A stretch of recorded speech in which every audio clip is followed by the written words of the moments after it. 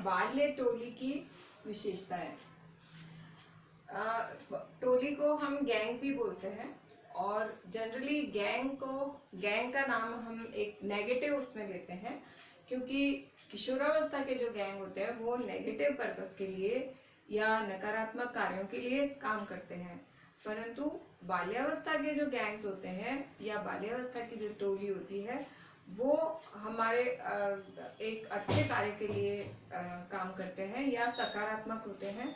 उससे बच्चों में सामाजिक गुण विकसित होते हैं। तो ये जो टोली होती है, ये बच्चे जिस टोली के सदस्य होते हैं उस टोली में जितने भी गुण होते हैं, जिन जिन बच्चों के साथ वो रहते हैं, उन बच्चों में जो भी गुण होते हैं वो आसानी से वो सीख जाते हैं। जैसे हर टोली का एक नाम होता है, वो एक नाम देते हैं अपनी टोली को। वो किसी नेता पे भी हो सकता है, किसी अभिनेता पे भी हो सकता है, कोई कॉमिक्स के कैरेक्टर पे भी हो सकता है, या कोई भी नाम हो सकता है जो उनको अच्छा लगता है, जिससे वो प्रेरित होते हैं, वो अपनी टोली का नाम रखते हैं। उसके जिससे उनको एक पहचान मिलती है, एक तरह से ग्रुप में अपनी टोली की एक पहचान बनाने के लिए उस टोली का एक नाम रख देते हैं। फिर सदस्यों के बीच में जो इंटरेक्शन होता है वो गुप्त भाषा में होता है, या तो गुप्त भाषा का इस्तेमाल करते हैं, या आजकल जो है ये पासवर्ड उनके होते हैं, उनसे वो अपनी बात करते हैं, या संकेतात्मक भाषा से वो अपनी बात एक दूसरे के सदस्यों में करते हैं, जिससे कि ग्रुप का जो बाहर का सदस्य है वो उनकी बात नहीं सुन ले, या वो उनकी बात को मतलब जो सीक्रेट है वो आउट नहीं हो जाए, इसलिए वो गुप्त भाषा का प्रयोग करते हैं। और गुप्त भाषा में क की भाषा, च की भाषा और उल्टा बोलना, ये बहुत सारी ये एक तरह से बच्चों में ये कलाएं भी आ जाती हैं। वो खेल खेल में बहुत सारी चीजें सीख जाते हैं। बहुत कठिन चीजें होती हैं, जैसे उल्टा बोलना कोई आसान बात नहीं है, तो वो बच्चे आपस में गुप्त भाषा बनाने के लिए वो उसको भी सीख लेते हैं। तो ऐसे बड़े बड़े काम बच्चे टोली में आसानी से कर लेते हैं। फिर है स्थान का चयन। ये ज्यादातर जो लड़के होते हैं वो या तो किसी गली के नुक्कड़ पर कोने में, या कोई सड़क जहाँ पे कम गतिविधि होती है वो एरिया, उसमें अपनी बात करते हैं या अपना एक स्थान बनाते हैं वहां पर, या फिर कोई गैराज में। तो इस तरह से, और या फिर मतलब वो उनका जो लड़के जो है वो अपने टोली का स्थान जो है वो घर से दूर बनाते हैं, जिससे घर का डिस्टरबेंस उनको बिल्कुल भी नहीं हो। और लड़कियां घर के पास ही अपनी टोली का स्थान बनाती हैं। वो या तो विद्यालय का कोई कमरा हो, या घर का कोई लॉन, या घर का कोई एरिया हो, वहां पर अपना एक स्थान बनाती है। टोली का नेता निर्धारित मानदंड निर्धारित करता है कि हमारे टोली का सदस्य में ये क्वालिटीज होनी चाहिए। तो उन क्वालिटीज में ज्यादातर ऐसे बच्चे जो बहुत महत्वाकांक्षी होते हैं, जो साहसिक कार्यों में पार्टिसिपेट करते हैं, ऐसे बच्चों को रखना ज्यादा चाहते हैं टोली के सदस्य। जैसे कोई डूब गया है तो उसको बचाना, या किसी के आग लग गई है, कहीं आग लग गई है तो आग बुझाना, इस तरह के छोटे छोटे काम ये टोली के सदस्य करते हैं मिलजुल के। या जैसे पानी पिलाना, सबको पानी पिलाना, बहुत ज़्यादा गर्मी है तो पानी पिलाना, पक्षियों के लिए दाना डालना, इस तरह के कुछ छोटी छोटी सी सोशल एक्टिविटीज भी करते हैं। तो टोली के जो सदस्य होते हैं वो ज़्यादातर ऐसे बच्चों का चयन करना चाहते हैं जो कि परोपकारी हो, साहसिक हो, महत्वाकांक्षी हो। इस तरह के बच्चे अगर होंगे तो वो एक्टिवली पार्टिसिपेट करेंगे, और वो उनकी टोली जो है उसमें वो आसानी से मतलब उनकी जो टोली है वो फेमस हो जाएगी। तो इसलिए ये इस तरह के सदस्य रखना चाहते हैं। फिर है खेल व रचना। टोली में ज्यादातर क्या गतिविधियां होती हैं? खेल खेलते हैं, जैसे क्रिकेट है, बैडमिंटन है, हॉकी है, ये टेनिस है, लॉन टेनिस है, बहुत सारी जो गेम्स हैं, सितोलिया खेलते हैं, छुपम छुपाई खेलते हैं। छोटे बच्चे जो होते हैं वो इस तरह के, जैसे बड़े होते जाते हैं तो वो फॉर्मल गेम्स खेलने लग जाते हैं, बैडमिंटन, क्रिकेट, ये सब चीज़ें। तो इसीलिए टोली जो है वो बड़ी बनाना चाहते हैं। बच्चे जो है वो 8-10 लोगों के सदस्यों की टोली बनती है, जिससे कि वो कोई भी गेम खेलें तो उसमें उनको कोई दिक्कत ना हो। जैसे क्रिकेट है तो मतलब 12 जने होने चाहिए उसमें। तो वो इस तरह से अपनी टीम को इतना बड़ा बना के रखते हैं, जिससे कि कुछ एक्स्ट्रा सदस्य भी होते हैं जो बाकी के बाहर के काम कर लेते हैं। कुछ सदस्य ऐसे होते हैं जो खेल लेते हैं। कुछ सदस्य ऐसे होते हैं जिनकी चोट लग गई तो उनकी जगह कोई दूसरा रिप्लेस हो जाता है।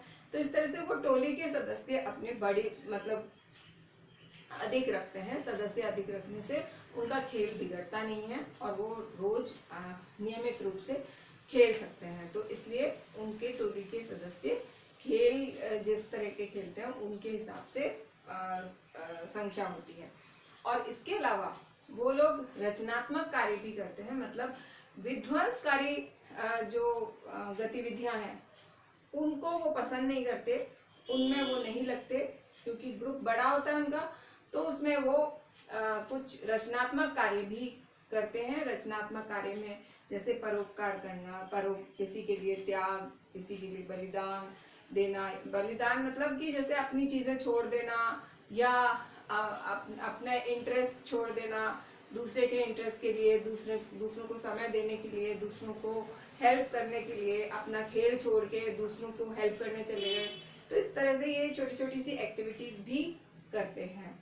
तो जैसे कोई बुजुर्ग जा रहा है तो उसको सड़क पार करा दी। तो ऐसे काम भी टोली के सदस्य करते हैं और वो एक दूसरे से मोटिवेट होके वो कार्य करते हैं। उनको लगता है हाँ ये काम अच्छा है, और क्योंकि सारे सदस्यों की को ये काम जो है वो मान्यता प्राप्त होता है, तो इसलिए उनको लगता है हाँ ये काम करना चाहिए, ये काम अच्छा है, ये इस कार्य से मुझे सामाजिक स्वीकृति प्राप्त होगी। तो ये एक मोटिवेशन हो जाता है उनका, और साथ ही साथ उनको एक संतुष्टि भी प्राप्त होती है कि हमने अच्छा काम किया। तो ये खेल और रचनात्मक कार्य करते हैं और विध्वंसकारी कार्यों से दूर रहते हैं।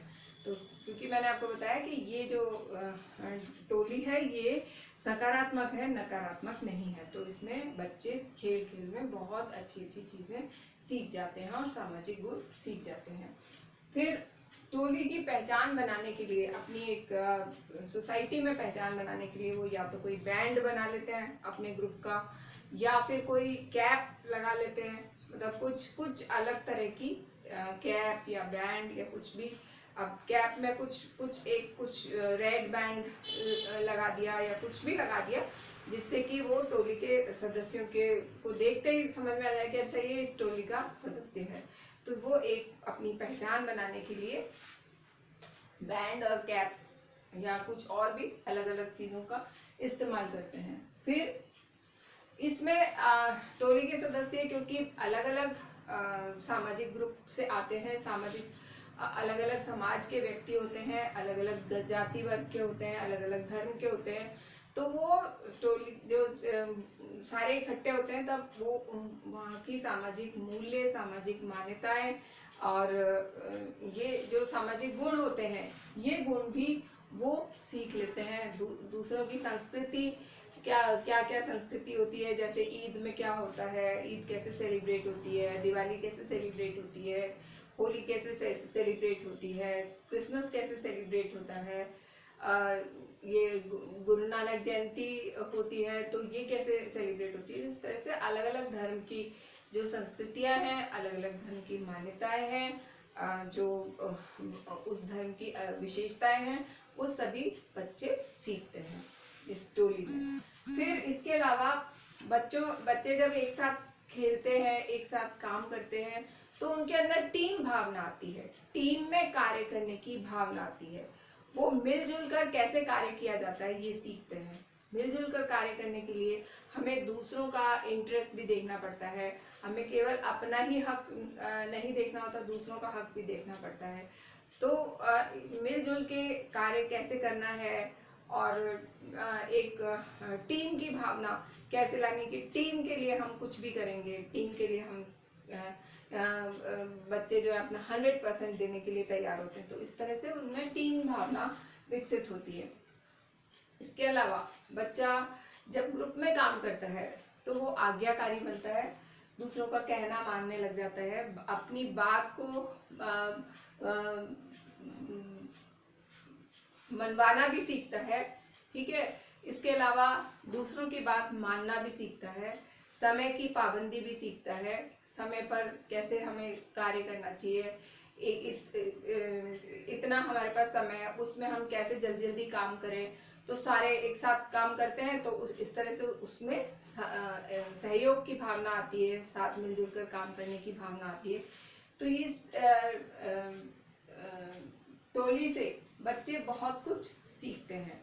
और इसके अलावा बच्चे जो है वो ईमानदारी, कर्तव्य निष्ठा और ये सत्यवादिता, परोपकार, ये सारी चीज़ें भी सीखते हैं। बच्चों में मतलब एक तरह से मोटिवेशन मिलता है सबके साथ कार्य करने में, कि ईमानदार होना चाहिए, कर्तव्य नहीं, अगर ईमानदार नहीं होगे तो सबके साथ आप कार्य कैसे करोगे। तो कर्तव्यनिष्ठ, ईमानदार, परोपकार, ये सारी चीज़ें अच्छी सामाजिक जो गुण है, सत्यवादिता, ये सारी चीज़ें बच्चा धीरे धीरे सीखता जाता है, साथ में रहता है तो धीरे धीरे सीखता जाता है। उसके बाद बच्चा जब टीम के साथ काम करता है तो टीम में वो अपने विचार भी व्यक्त करने आते हैं, उसको अपनी भावनाएं व्यक्त करनी आती हैं, वो अपने आप को एक तरह से प्रेजेंट करना सीख जाता है ग्रुप में। और जब वो प्रेजेंट करना सीखता है तो उसमें आत्मविश्वास विकसित होता है। तो बच्चा, और कई बार ऐसा होता है कि कोई बच्चे जो होते हैं उनमें कुछ भाषा दोष होता है, तो भाषा दोष भी बच्चा, जब खूब सारे जने होते हैं तो उनके साथ साथ रहकर वो भाषा दोष भी मतलब दूर कर लेता है, वो सही उच्चारण सीख जाता है और बच्चों को देखकर सही उच्चारण सीख जाता है। तो बहुत बड़े बड़े काम बच्चे जो है ग्रुप में कर लेते हैं और बहुत बड़े बड़े काम सीख लेते हैं।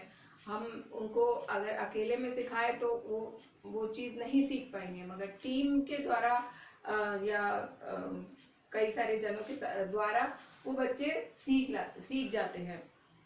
इसके अलावा बच्चों में सहनशीलता भी आती है। सहनशीलता में जैसे छोटा बच्चा है, वो कहीं गिर जाता है, उसके चोट लगती तो वो धाड़ी मार के रोने लग जाता है, पर अब इस अवस्था में, बाल्यावस्था में वो देखता है अच्छा ये बच्चा गिरा, ये नहीं रोया, तो फिर वो भी ये चीज़ सीखता है। वो भी जब मतलब गिरता है तो वो अपने इमोशंस को कंट्रोल करना सीखता है। तो बहुत सारी चीज़ें बच्चे जो है ग्रुप में सीख लेते हैं। तो इस तरह से बच्चे में सहनशीलता आती है और उदारवादिता आती है। बच्चे एक दूसरे से बहुत कुछ सीखते हैं और जिनमें जो क्वालिटीज़ होती है वो क्वालिटीज़ सीखते जाते हैं। ऐसा नहीं है कि सारी क्वालिटीज़ ही सीखते हैं, कई बार ऐसा होता है कि कुछ गलत आते भी सीख लेते हैं। तो इसके लिए पेरेंट्स को विजिलेंट रहना चाहिए। अगर उन्हें लगे कि ये चीज़ गलत है तो वो ग्रुप के जो नेता है उसको भी वो कह सकता है।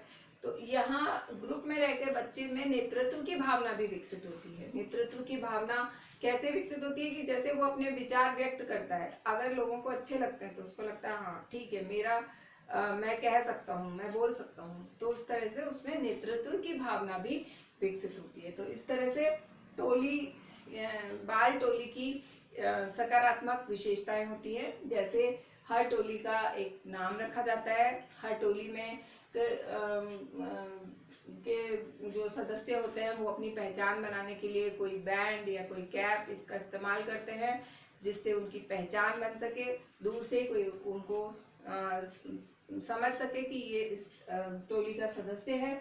सदस्यों के बीच में गुप्त भाषा, पासवर्ड्स, सांकेतिक भाषा, ये सब एक्सचेंज होती है, जिससे बच्चे दूसरों को अपनी बात दूसरों से सीक्रेट रखते हैं।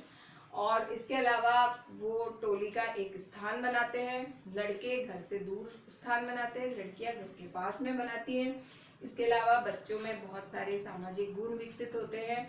जैसे वो सामाजिक रूप से रहना सीखता है, वो उसमें टीम भावना आती है, वो परोपकार की, ईमानदारी की, कर्तव्य निष्ठता की, सत्यवादिता की, ये बहुत सारी क्वालिटीज हैं जो बच्चा इस ग्रुप में सीखता है। इसके अलावा बच्चों में आत्मविश्वास भी विकसित होता है, नेतृत्व की भावना भी विकसित होती है, और बच्चों में सहनशीलता, उदारवादिता, ये सारी चीजें विकसित होती हैं। तो बाल्य टोली बच्चों के लिए बहुत आवश्यक है और बहुत ही महत्वपूर्ण है। बच्चे बहुत कठिन कठिन चीजें खेल खेल में सीख जाते हैं और उनको अच्छा लगता है और इंटरेस्ट से सीखते हैं। अगर अकेले बच्चे को हम अगर सिखाएं तो वो इतनी आसानी से नहीं सीखता जितना कि वो ग्रुप में सीख जाता है, ग्रुप में देखता है और सीख जाता है बच्चा खेल खेल में। तो इसलिए बाल्य टोली बच्चों के सामाजिक विकास के लिए बहुत ही इम्पोर्टेंट है, और ये क्योंकि इनका सकारात्मक भूमिका होती है तो बच्चों में ये सामाजिक गुण आसानी से विकसित हो जाते हैं। Thank you.